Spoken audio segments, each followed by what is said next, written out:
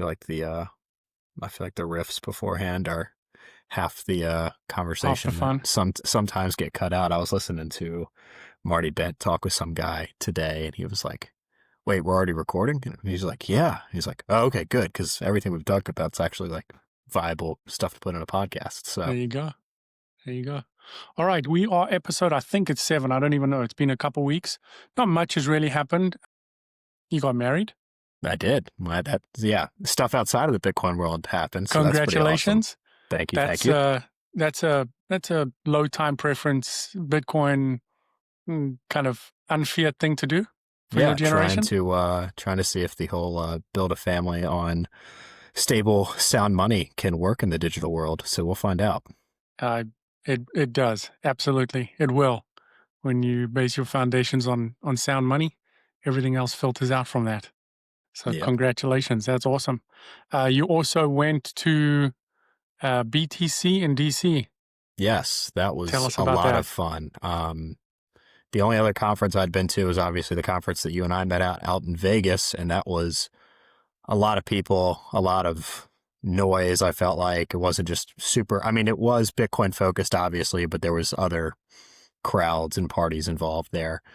So this conference was about probably 1,500 people there at most, plus the speakers. And I mean, it was top tier speakers: Adam Back, Pierre Rochard, Michael Saylor, kind of the cream of the crop when it comes to the very, very well spoken voices in the space. So that was very cool because I was just sitting there like walking through the hall to the there was like an auditorium that the speakers were at, and so you could float in and out. And I was talking to everybody, and then just like, oh, I just gotta shake the hand of Adam Back and have a conversation on core versus notch just to get his opinion. And I was like, this is awesome. It was literally just him and me just talking about core versus knots, and I was like, this is so cool.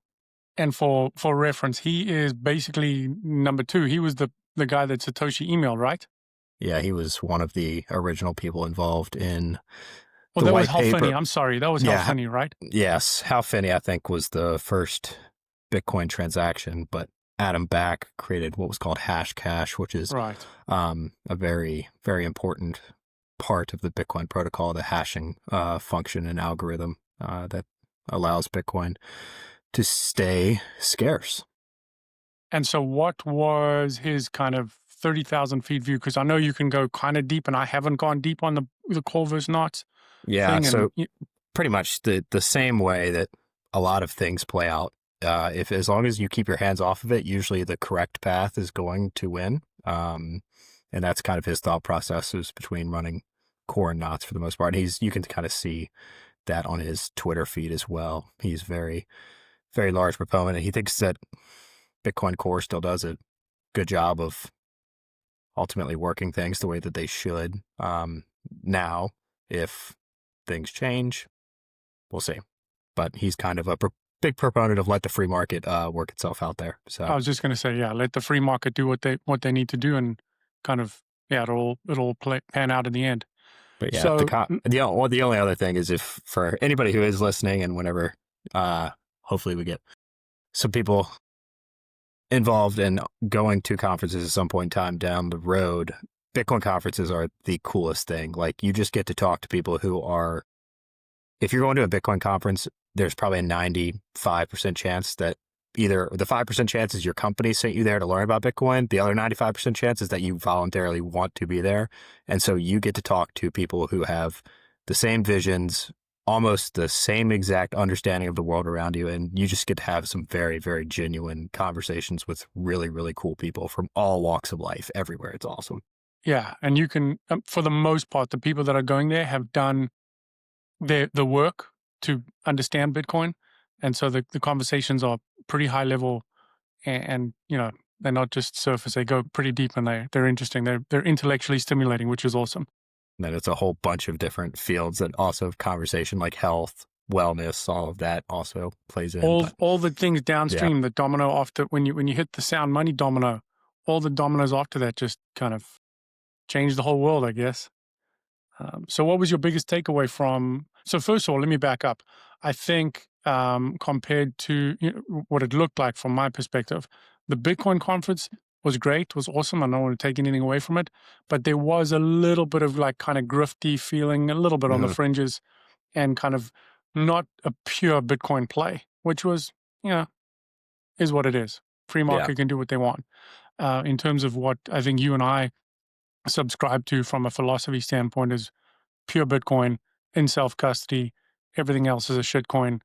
Maybe there's maybe a little bit of kind of space for a Bitcoin treasury company as a very small portion of your portfolio. But BTC and DC looked like it was pure play Bitcoin there. Yeah, absolutely was. The professor who put it on, the professor from George Washington, I will butcher his name, so I won't even try it, but I met him a couple times beforehand at other Bitcoin related events in DC. He's awesome. He's pushing for it. I'm pretty sure he's starting like a economics course of some sorts at George Washington University. So that's awesome. But he's very well entrenched, understands Bitcoin 110%, and he just did a great job of utilizing his platform as a tenured professor. I'm pretty sure he's a tenured professor at George Washington, to bring in literally the best and brightest in the space. So it was awesome. And what did you walk away there with anything kind of that was a new aha for you, a new kind of nugget? Not exact. I mean, I got to talk to Mark Moss for a little bit, and just I've always been very, especially over the last year or two, I've been very honed in on what I deem successful people, how they operate, and what they're doing in their day to day, and the things that they're constantly focusing on. So I was able to talk to him for about 5 minutes on, hey, here's my perspective. I'm a 25-year-old. I feel like I'm all over the place mentally with where I want to go with different routes, and kind of his kind of honing in aspect of, you have to really, really think about where you want to be in four main categories in 5, 10, 15 years. So just plant those first and foremost. Make sure you have those grounded in what those ultimately want to be for you and your family, and then attack them viciously. So yeah, Great advice. it was cool to listen to him. I think he's and also a very good voice in the space as well. Absolutely. Shout out to Mark Moss. I think he's got a fantastic YouTube channel. I love watching and learning from him. And he rides dirt bikes, by the way. He's Yes, he riding does. he's riding a trip that I would love to get on one day. It's called Rip to Cabo. And they ride from California at the border, the Mexican border, right down to the Baja Peninsula. And I Hmm. follow them on Instagram or whatever. And I just like, damn, one day I want to go there, ride with him. That'll be sweet. So all right, awesome. So basically, what we want to chat about today is, um, you sent me a recommendation of a book that you picked up at BTC and DC, and that is The Treasury of Michael Saylor. And Michael Saylor had a huge impact on me in terms of learning from him and seeing how he views the world and views Bitcoin. He's got some fantastic uh, material out there on YouTube, and he did a incredible series with Robert Breedlove called the Sailor series, where he goes, I think it's like 6 or 7 or 8 episodes, um, talking through his journey into Bitcoin and kind of how he looks at things from a super engineering mind. Incredible to learn from. And this is basically a book that just distills his knowledge in the Bitcoin journey. And we're going to kind of pick some parts out of there and chat about them. Yeah, that series, it was one of the very first real pieces where I was like very blown away, is like, wait a second, this is how important Bitcoin could possibly be going forward. Um, but the way that he works that series with Robert, and the way that Robert does a very good job of kind of questioning his thought process in a bunch of different areas, but he goes very chronologically, literally from almost like the when man was hunter gatherer all the way to the creation of, or the invention of fire, all the way to the soundness of the combustion engine, steam engines, all of these engineering marvels that ultimately are allowing energy to be stored and Harnessed and captured. ultimately made more efficient for human life to prosper. So again, it's not about money until really, I can't remember what episodes. So obviously, he gets into modern economics and Bitcoin heavily in some of the episodes, but a lot of it I would say almost half of it is not even about money. It is literally about energy, physics, engineering, all of these different frameworks that I really couldn't understand money until I understood it in that light. Yeah, that's an awesome thing about your Bitcoin journey is I would say, certainly for me, I'm picking a number now, but 80 to 90% of the things that I learn in the Bitcoin journey has got nothing to do with Bitcoin. I mean, yeah, a lot of it's got to do with money, but even beyond that, your knowledge of just kind of history, civilization, society, how things work, you just get this all encompassing, like, umbrella of knowledge going down the rabbit hole of, quote unquote Bitcoin. I think it's awesome.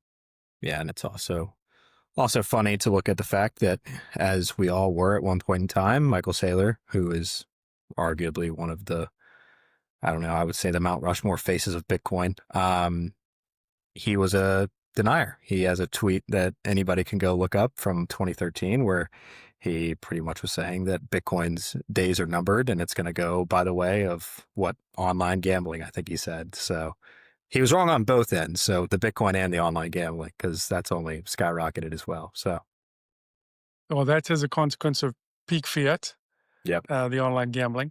And then you can lump in crypto and shitcoins into that online gambling thing because they're pretty much the same thing. Um, I think he's actually got in this book that's in front of me here. There's a evolution of the Bitcoin journey, and there's very few people that it doesn't um, you know pertain to. Everyone starts as a skeptic and a denier. You just do. I mean, I don't think there's too many people that have heard of Bitcoin for the first time and be like, yeah, absolutely, I grok it straight away. There is this, there's this proof of work that you have to go through to kind of rid yourself of this fiat conditioning that you've had that you don't even know you have. You got to deprogram yourself and then start actually going back to first principles and learning. So it's fascinating to see that someone who has kind of control of 600,000 Bitcoin, you know, that's in that's in the public company, and then I think he's got 17 or 18,000 himself. Yeah. I have no clue about his personal amount, but I'm sure that it's a nice, Oh, I'm nice sure. stack. But Yeah. the, yeah, I mean, you go throughout history and you get to these points where these either man-made or natural or engineered feats show up. And at first, people are naturally very, very skeptical. It's going to displace the traditions of hundreds, even thousands of years in some cases.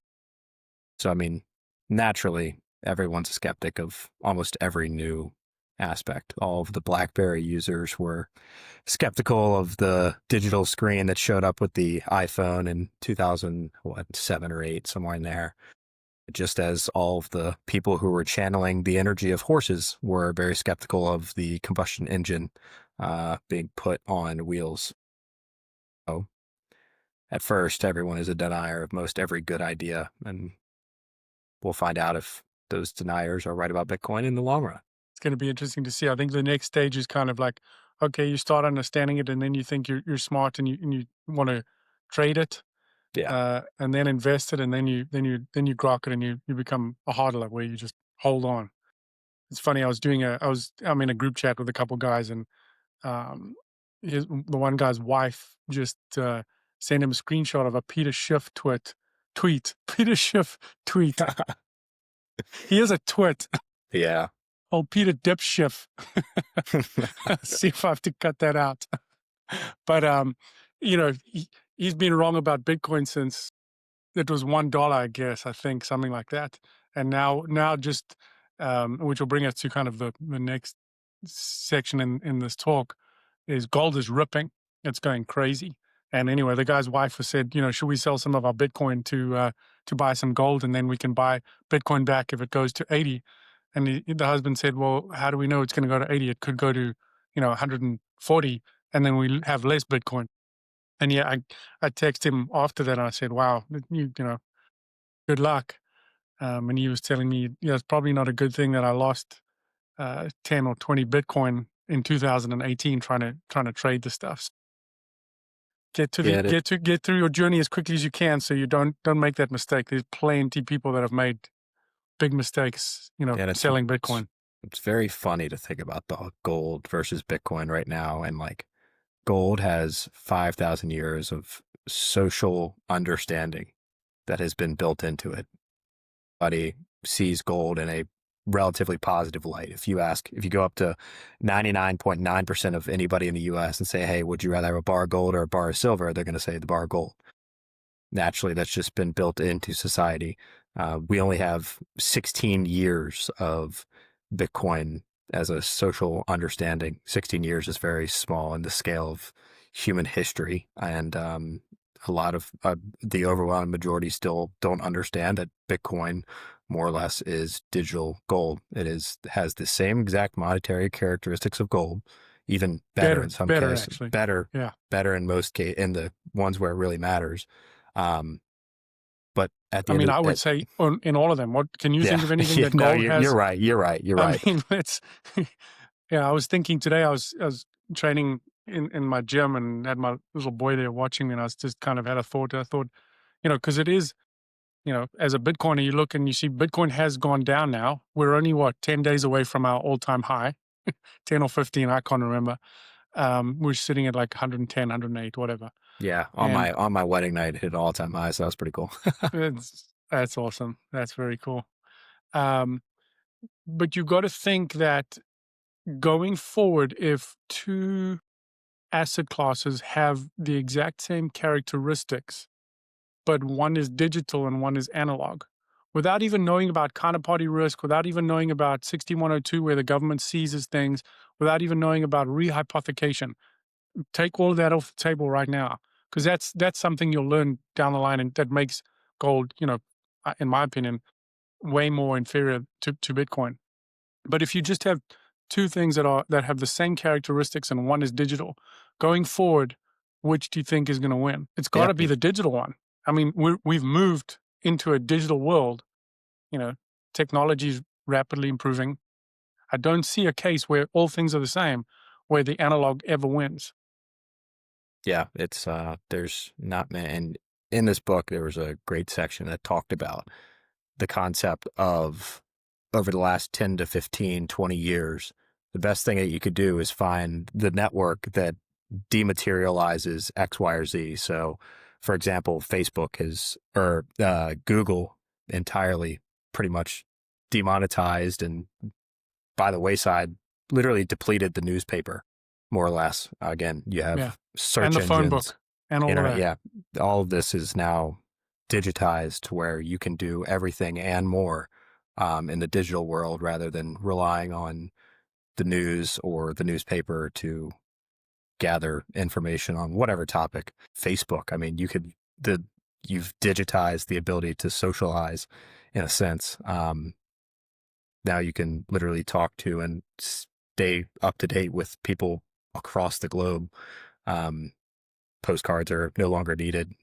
Flying is kind of no longer needed. You could FaceTime, Zoom, all this stuff that's been digitized, and it makes I mean, the digital and software and creating digital items, digital protocols that are efficient. They went out. It's very, very simple. Yeah, well, the marginal cost of production to ship a digital product compared to a physical product, you can ship a million digital products instantly if but you know those characteristics hamper the analog products. So why do you think gold is ripping right now? Because it's an interesting concept. I think people are starting to wake up. I'll let you go. You tell me. I don't know. I've listening to macroeconomics was always fun for me. All of the factors that go in from, I mean, just as you and I are competing in a certain business against other businesses, like nation states are competing against other nation states. And I mean, just from what I've read, from what people have been talking about, like, I think that there's just been massive inflows of gold into other countries to use as a collateral asset rather than having to rely and trust U.S. Treasuries. And I think that a lot of it, I mean, even China came out in 2022, 2023 publicly saying we're purchasing gold. in very large amounts. And I think that that was partially right at the beginning of the Russia-Ukraine war. You had immediate sanctions put on Russia. Again, when you are playing within the dollar system, the U.S. Treasury and the Fed can ultimately pretty much just wipe your bank account clean if they want to. Then again, when Russia invaded Ukraine, that's what happened. Heavy sanctions were put on Russian oligarchs, the Russian economy. So, I mean, capital flight is real. And when your livelihood is threatened, you have to find the next best option. And I think I'm going to say that gold was a better option the entirety of the time. But again, there was a point where U.S. treasuries were like, you play by this or you fundamentally die as a Yeah. nation state. So two things you mentioned there. One was the big thing is trust. It's, people are starting to wake up to this debasement trade. Wall Street actually came out a week or so That was ago hilarious. and named it the debasement trade because every product on Wall Street is absolutely getting hammered right now by hard assets. Bitcoin's nuking it and gold is absolutely destroying it.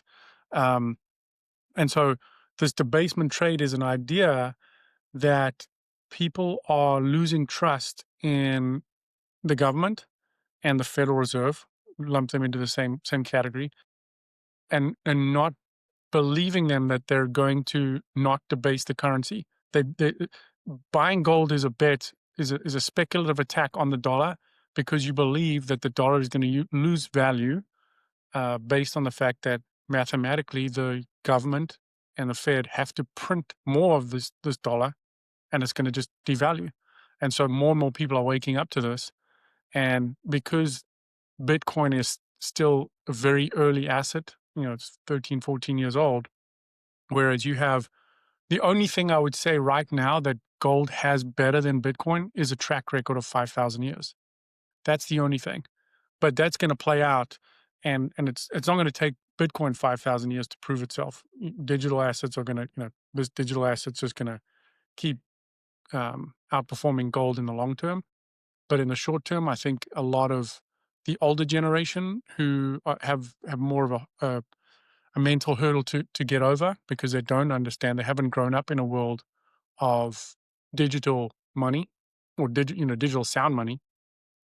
It's a natural knee-jerk reaction, and once you see it ripping, then it just starts becoming a self-fulfilling trade where more and more people are rushing it. I mean, I've seen video clips now of queues outside of gold trade houses for people to try and get their hands on physical gold to get rid of these dollars. And that's the start of every currency collapse. I mean, I think it's going to happen. I can't see it not.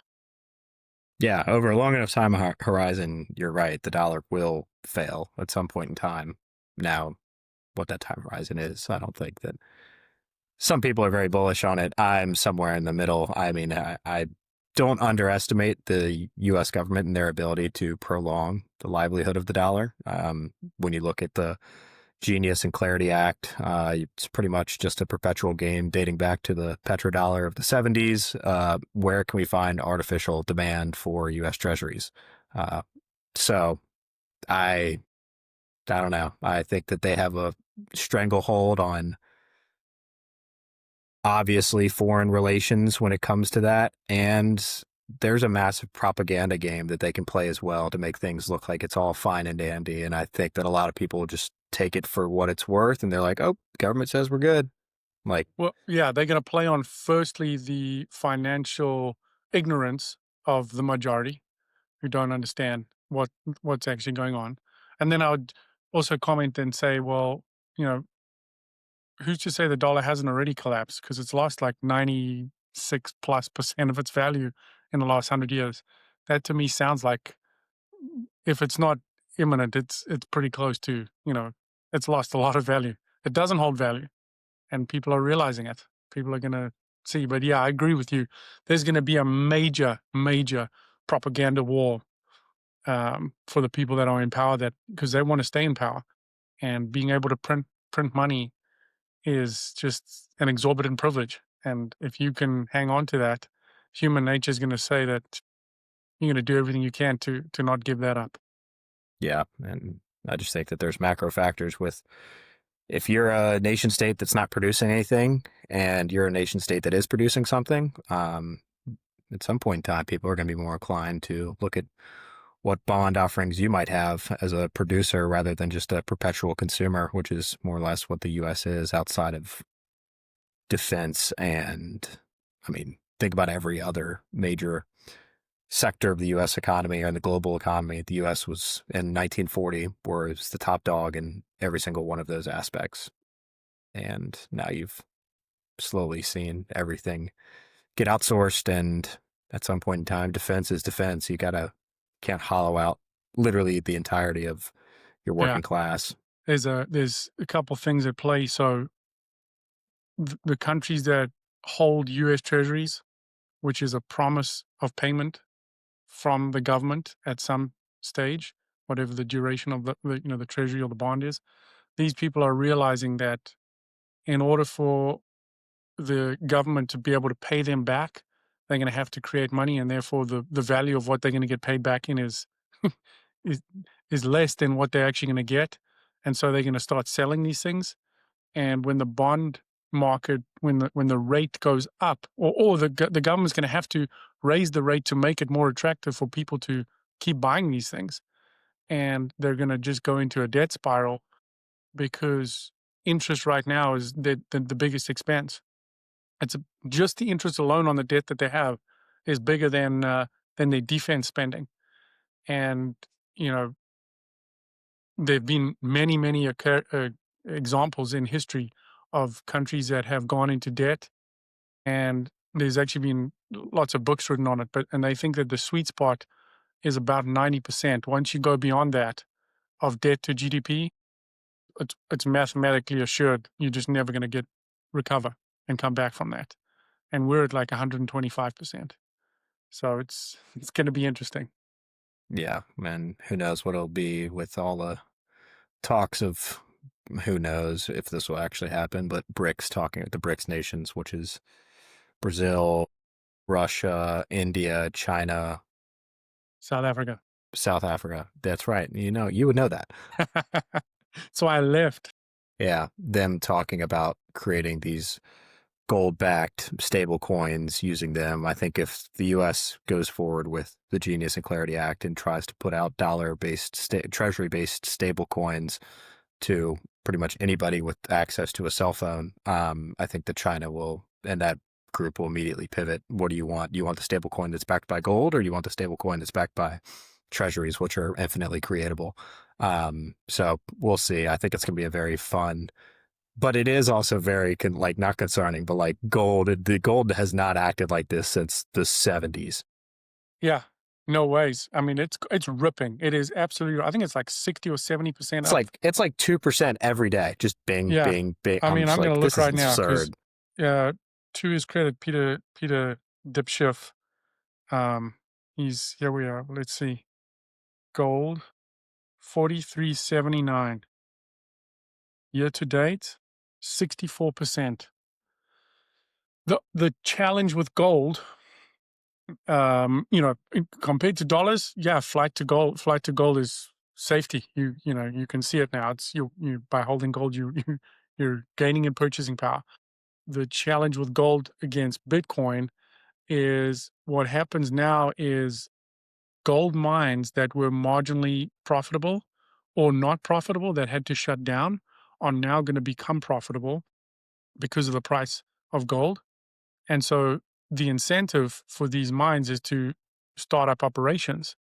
And when you have more mines coming online because they're profitable, they're going to produce more gold and therefore suppress the price. So there's this counteract balance measure to the price of gold when supply goes up.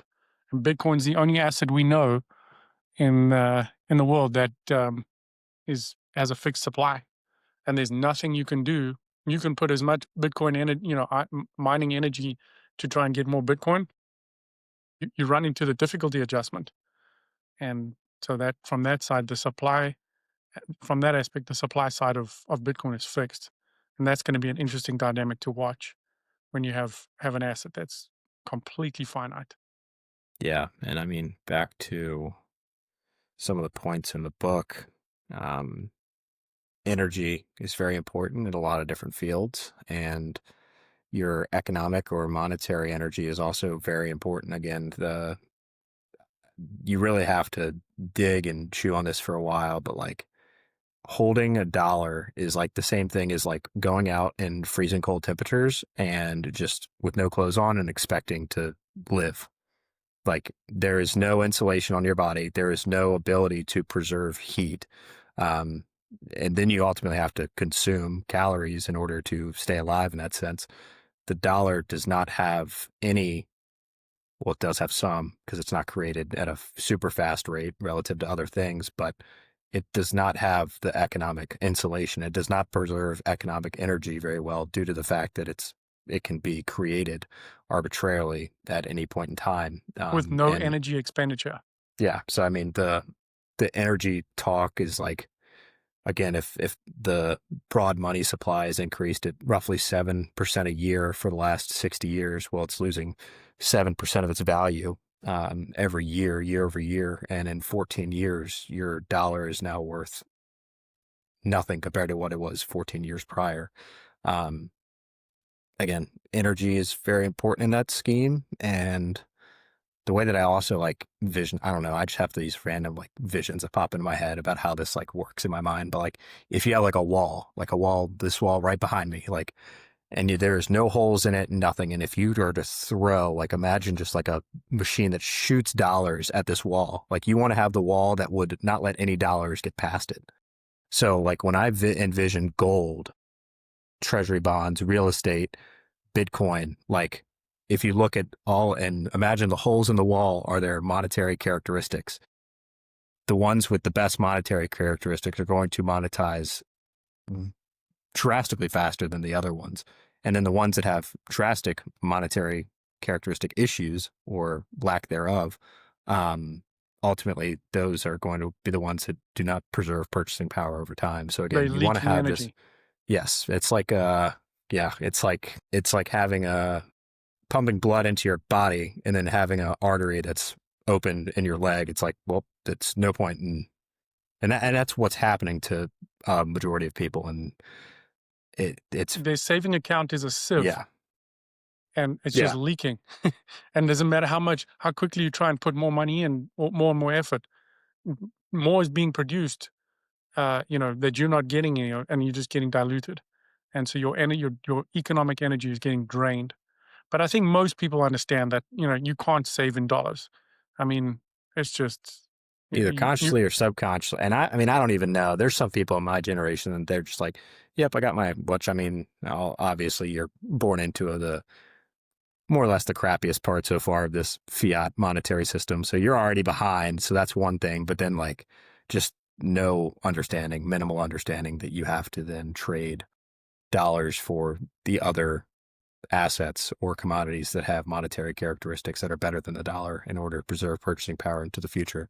And then you have to try to avoid the fees or inflation in some cases of gold or other and not so much real estate, but then in real estate you've got to worry about there's actually a page in this book. I want to read off um the risks that come with uh real estate. I think it was page. If you got something else, I'm going to dig to it. But it was just something that like I had 18 always thought defects of. of real estate, page 47. Yes, I think yeah, it sounds right. They're all listed out. I don't know if it was page 47. It wasn't Uh, that. I think it might have been if you're like looking for something else.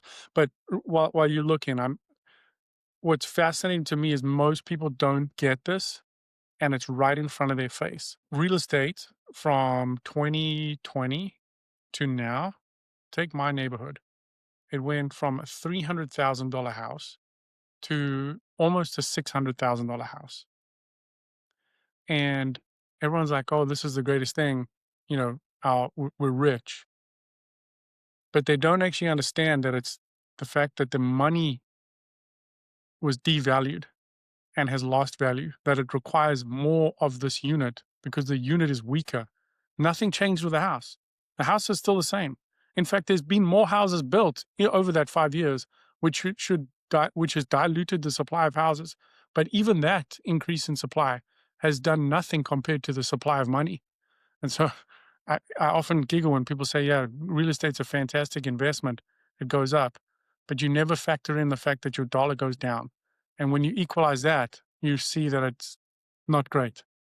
Yeah, and I mean, when you really, this extends past money as a whole, but like the value of almost anything is really based off of the supply of whatever it is, whether it's the employee or the lamp. I don't know, random things that I'm looking at, like the supply of relationships, like the ability to then replace a relationship with another person who is equally as valuable, or you can utilize their relationship to a certain extent. Like if the supply of that is either very large or very small, like that ultimately, like again, relationships with family members, like they're valuable due to the fact that they cannot be easily replaced. And that extends across the board. And so a value is really based off of supply for the most part in almost every walk of life and every aspect or everything that you run into. So, but that was a little tangent. But the physical assets, risk factors, and these are just a list of things that I thought about before, and I was like, all these things really affect also the value of said items: city tax, county tax, state tax, federal tax, transfer tax, usage tax, rent control, price control, culture shock, competition, discrimination, recession, currency, expropriation, tenants, technology, traffic, torts, weather, war, flood, decay, accident, crime, catastrophe, insurance, energy. And it's like, yeah, I mean, of course, digital assets as a whole They have are, none of those characteristics. you have none. And if you do run into the tax regulations on your digital asset, well, if your digital asset is good money, there are going to be other nation states that say, wait a second, I want to capitalize on this digital capital. So come to my country. Well, it's very easy for me to hop on a plane, or very easy for me to hop on a boat or go wherever with my Bitcoin. It's very hard to do that with your real estate or your gold. I think that a lot of people also just get stuck, and especially in the US, like people get so caught up in like the US is going to be a sovereign state in 100 years. And it's like, is Well, it? yeah, I mean, Like, truly, is it going to be a you've got to sovereign win state in every 100 war. years? First of all, you've got a decent track record so far, but you keep hollowing out your middle class, and you keep relying on foreign countries for your rare earth minerals that support the military, and you get into a fight with them and they cut you off. Good luck.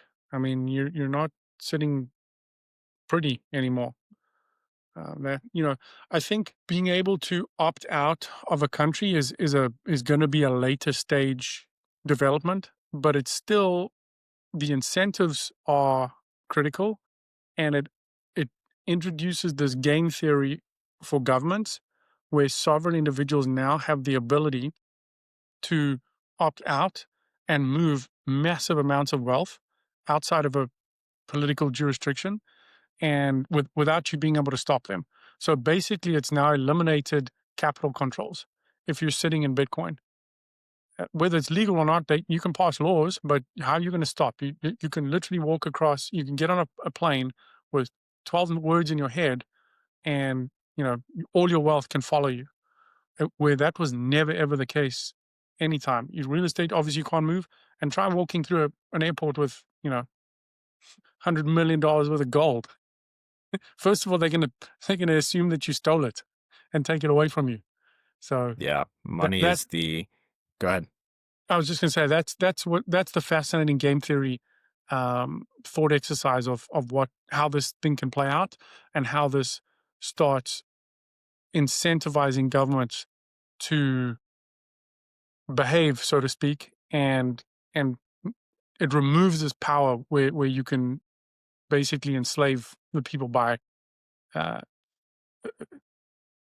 asserting capital controls on them. Yeah. And again, money is the ultimate form of property, because usually you're attempting to hold a form of money that's very valuable and can be easily traded in indirect barter for other goods and services. So it makes sense to hold the form of money that cannot be coerced and is permissionless. Again, there could be a day and time where trying to use the US dollar to buy goods and services in Europe or Asia is no longer allowed. Again, when you use the King's Highway, you ultimately yield to the King's control. So you have no say over what the dollar network and the SWIFT banking system and on various other routes. You have no control over what allows, what is allowed and what isn't allowed in the future. So, I mean, I just don't. I hope that I'm wrong. I hope that the U.S. is able to get back to the republic that it once was and was founded on, but the incentives of individuals to pretty much take the easy route, which is extremely profitable. And again, countries and nations and empires get co-opted, even if they're built on good intentions by bankers, again, to control money and to ultimately have the final say on the most efficient business idea, which is, hey, I'm lending you this, pay me back the interest on it. And what I just lent you, I created out of nothing. I just literally created out of thin air. Here you go. Here you not go. gonna happen. You're going to pay me money back. And trying to dethrone those people who are making what is still subjectively valued as money today, but they are making dollars hand over fist by doing literally exerting zero labor. There was None. a meme going around that I posted on my social media that said $540 million created today. And one of the guys who I talk about Bitcoin with, he's like, really? Did that happen? I said, yeah, go look. Take $2 trillion, divide it by 365, because we're basically running a $2 trillion deficit in order to fund our liabilities. And so that money's got to come from somewhere. You've got to pay for it, and then you owe it later. Yeah, and so that's what they create taxes. every day. $540 million a day. And so just going back there quickly, one of the things that Michael Saylor said in the beginning of my Bitcoin journey, I didn't really understand, and I think I understand it better now, where he says Bitcoin was property. And well, I do understand it better now, for sure. I was talking to a Wall Street guy that was a bond trader, quite a bit older than me. And he said, yeah, I think Michael got that wrong. Bitcoin's not property. And what he was thinking that Michael said was, this is property in the sense like real estate property, like my house, this is my property. But he was actually meaning it like the property in the sense of ownership. And so when you realize that everything else is just a promise by someone else, except for Bitcoin, when you hold the private keys and have self-custody of your Bitcoin, you then take ownership of it, and that is your property that you control, that is not coerced by anyone else.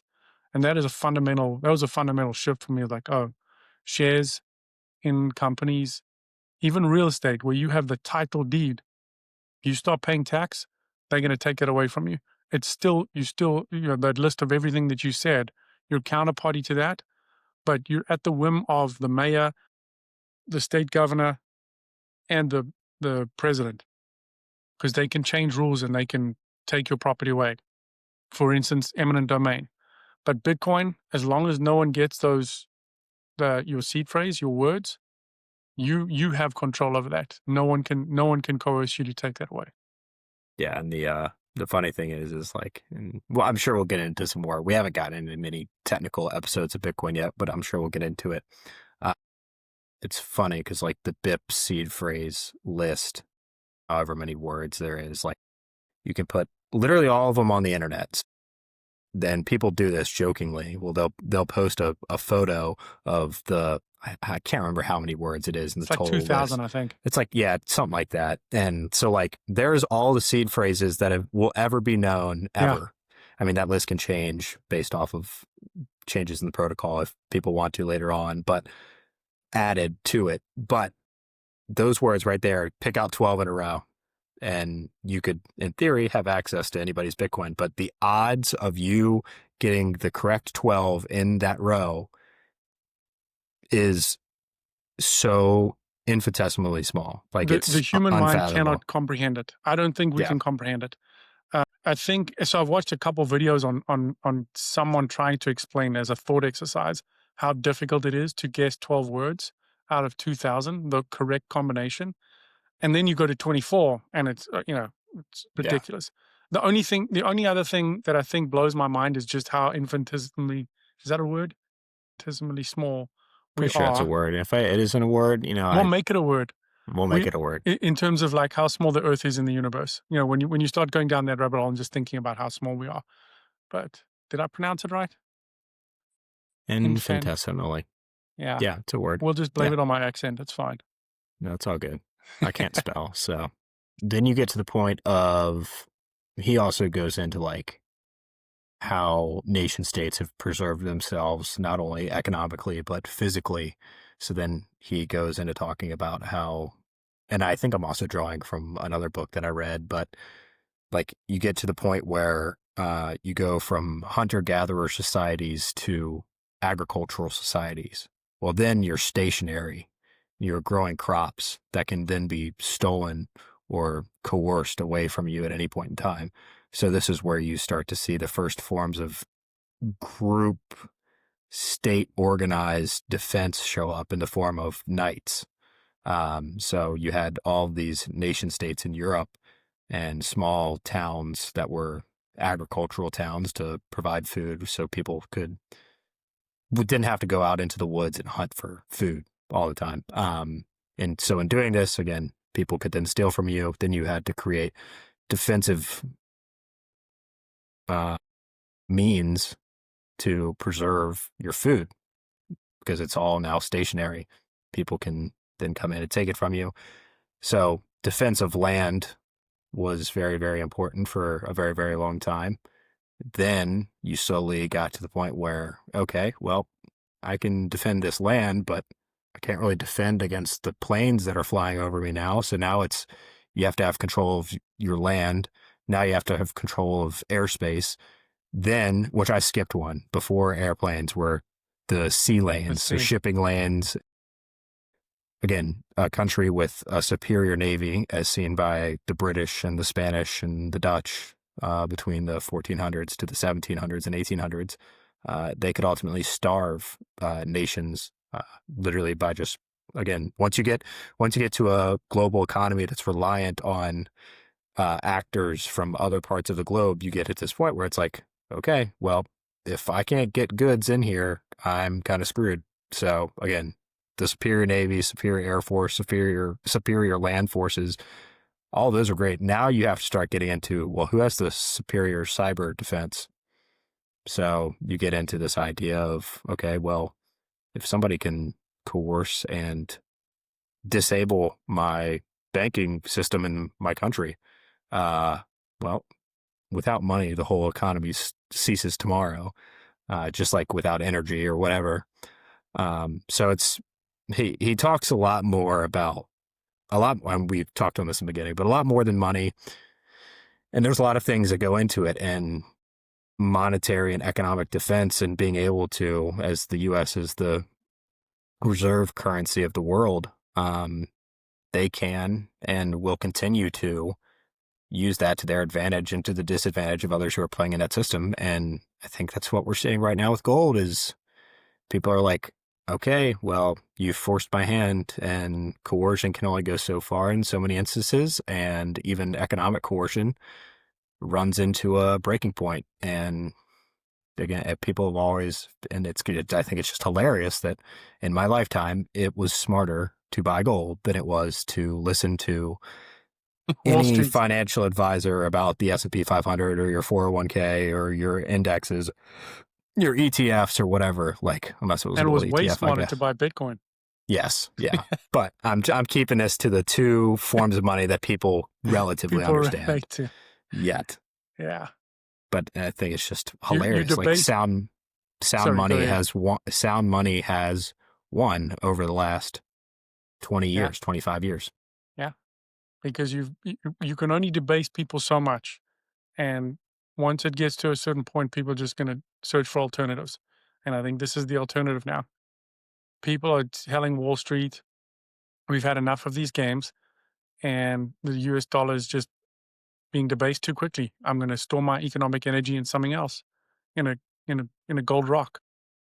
Yeah. I mean, we are in a very, very small portion of human history. And I think that this is where people get blinded to, like, blinded because of, like, sound money has ruled for 99% of human history. More. Yeah, more than that. This is a tiny It's, blip. This is a tiny yeah, little speck in human history of monetary policy since 1971. And yeah, you can argue before that, but when it was severed, yeah, it was severed. From 1971 till now is a tiny percentage of human history and human trade and humans using money as a form to make trading efficient. And it's an experiment that I think will, humans in the future will look back on and say that was an absolutely crazy time. And I think this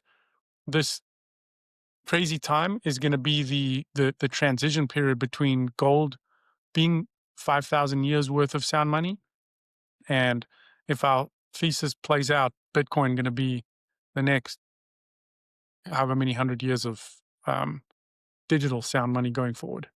yeah. And this is my thesis, and this comes directly from Lynn Alden. Like, when she laid this out in her book, and I really started to grasp it, I was like, the global financial system cannot go back to gold because It's you run into impossible. the same issues of trust of somebody has to be the main holder of all the gold, and then you have to create a currency based off of that gold, and then you run into the same exact incentive issue of, okay, well, I'm the guy who controls all this gold, I'm going to create a couple more dollars than they're representing in gold in my vault.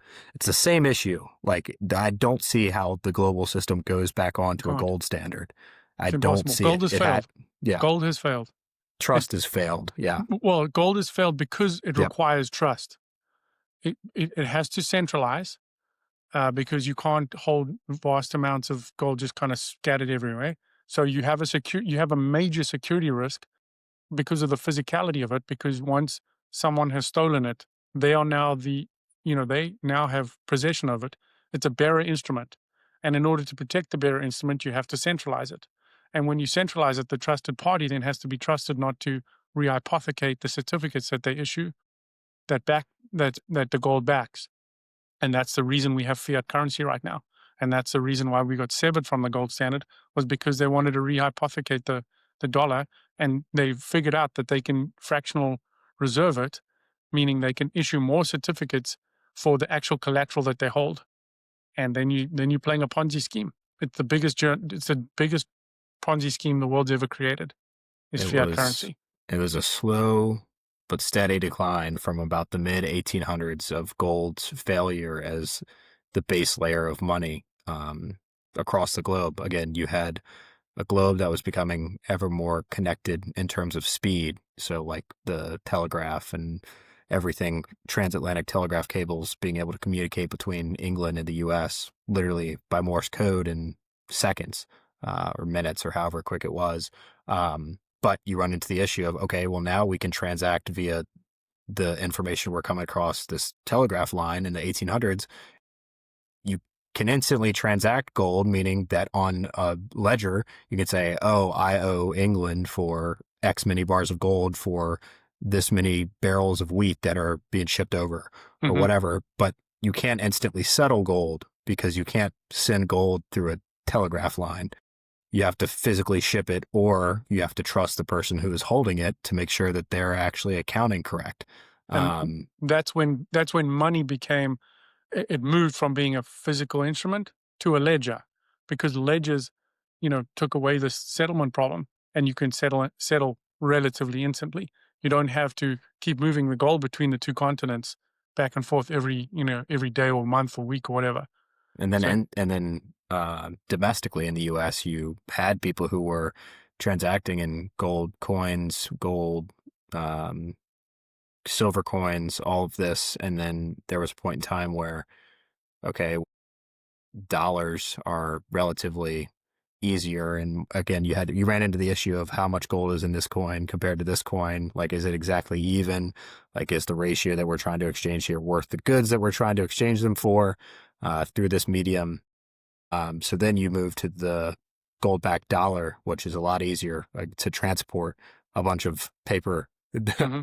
stacked up than it is, I don't know, a truckload full of gold, whatever it was. But it's just You still it's a run into the problem though with your gold-backed dollar when you go and redeem that gold-backed dollar for your gold. You then have to verify if it's real gold that you're getting, and so there's a verifiability problem with gold as well, where people can fake gold. Whereas once you look at the blockchain on Bitcoin, you can't fake that much energy expenditure, you know, from a ledger standpoint. Bitcoin's yeah, Bitcoin. When you learn how to verify it, it is what it is.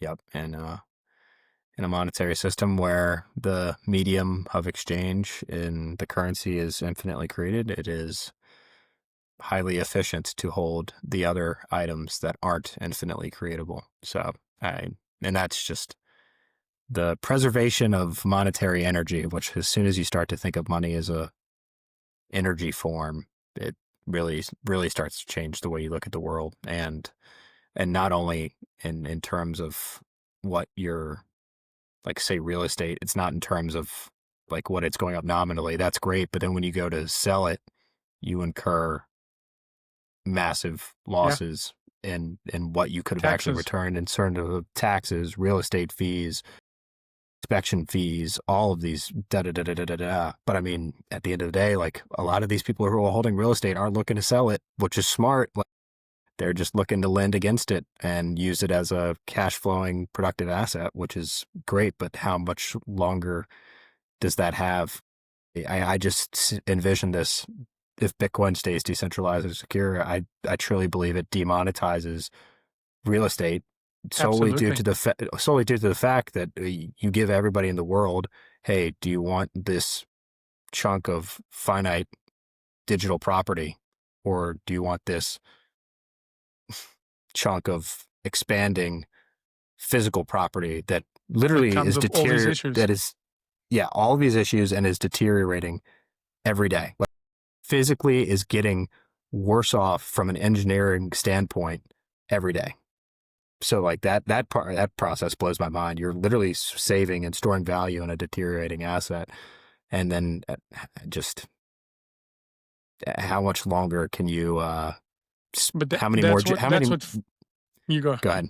No, I was I going to was say, how many more generations can you just siphon their time and energy solely due to the fact that you have a monopoly over housing? I mean, again, I truly think that in the next generation or two, like, thing is, if this monetary system stays the way that it is and actually forces real estate to become a form of money, you can't, like, what, why are you just going to rent? It's like rental serfdom that's going to end up showing up for a lot of people, and Well, it's real estate sad. has become a form of money Yeah, because of this monetary premium on top of the utility value of real estate.